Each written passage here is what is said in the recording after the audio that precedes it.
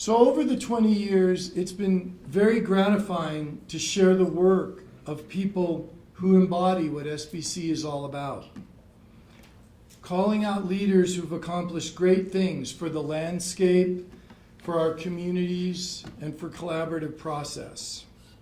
So tonight, it's my honor to recognize 4 individuals with the Vision 2020 awards who exemplify what we're all about. In a world where we are loudly defining our differences and experiences that are pulling us apart from one another, these people that we're going to recognize tonight are what I call practitioners of social remedy. They represent a style of stewardship that builds partnerships, creates businesses as social networks, and promote assets in their communities. It's important that we stand up for people like this. It's mostly about facilitation and coordination, something that we learned a lot from another 20-year-old organization, Sierra Business Council. Making connections, using those connections to get things done. We got down there and we each brought a point of why the dark sky was important, not just to our community, but to the county and to the state, and how we were one of the 2 or 3 best places to see the dark sky in the country. Much to our surprise, the Board of Supervisors, who had been already lobbied by the people we called, said yes, and they directed the department to draft an ordinance, and now we have one. One of a handful of counties in the state have a dark sky ordinance. Now we have to be vigilant at its interpretation and its how it goes, but that's an example.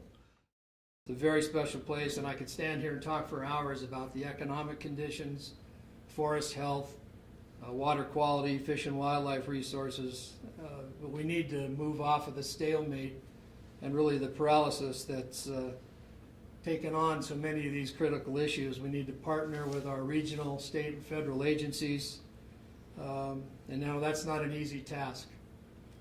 But in my opinion, what's within all of our grasp here in this room and locally, and what's, in my opinion, probably the single most critical issue facing the Sierra Nevada, it all boils down to good local land use decisions. Making responsible decisions, not being afraid to say no, having the political wherewithal to do the right thing, make the right choices. These decisions individually and cumulatively can have a measurable effect on the future of the Sierra, and frankly for the survival of the Sierra.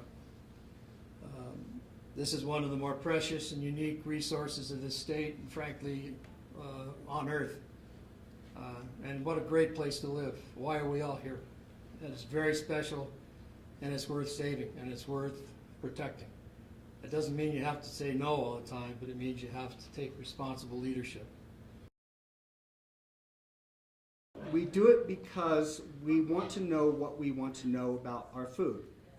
It's just that simple. And we know that over time, based on passion, perseverance, and making some hard choices along the way, that we will connect the economic side of that with reality and the story, and all that has a value.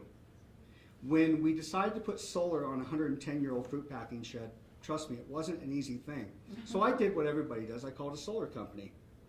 1.9 million was my first estimate. 1.9 million. That's more than I paid for the sheds. Now I realized, listen, how could you justify that as a business? How could you justify that? You can't. I'm not made of money. My wife and I started our business. She gave me a pink slip from a car to put on a down payment to a truck. The pink slip, the car she got was money that she got from the life insurance of her mother passing away. Imagine if I had failed. Mom would have nailed me, right? Maybe I never met. So there's a lot of pressure. So that's how we started, right? Alejandro, first employee, 65 later. Now, back to the whole thing. Where was I? Solar. So $1.9 million, and I have a really, really great staff. They kind of came to me, some of the head people came to me and said, some of the lead guys said, why are you spending that? Why don't we put our heads together and figure out how to do this ourselves? So it took 2 years to educate ourselves, and we managed to put the system on our roof we put US-made panels on our roof, which was important to me, okay? We did it without government money, okay? We did it without Hollywood math, and $320,000 later, we had our 500 plus panels.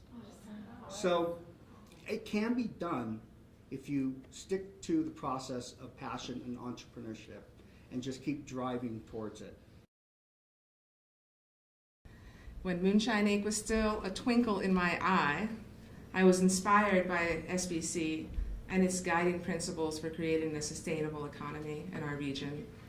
We included the triple bottom line into our mission from the very beginning, recognizing that it's the people, the environment, and the economy that creates our region's wealth. It's not one alone, it's all three. And I think there's this perception that every issue has just two sides.